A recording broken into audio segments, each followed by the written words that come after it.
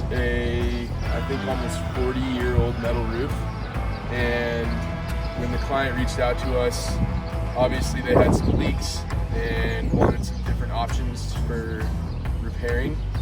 We gave them 3 options: one to coat it, one to recover it, and one to replace the metal. And of course, for return on investment purposes and just the budget that they have in their reserves, this made the most sense.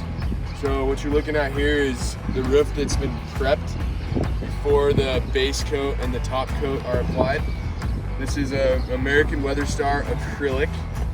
We've gone through and prepped all the screws, tightened screws, added more screws, and used a rust inhibiting primer. Everywhere you see the red, there was areas of rust that was starting to show up on the panels. So we primed that, do a base coat and a top coat with a sprayer of the acrylic coating. When the job's completely done, there will be a 30 mil thickness of coating on this, and it'll come with a 20-year warranty. 40-year-old roof, to get another 20 years out of it, we want to have all the options available, and this is a good one.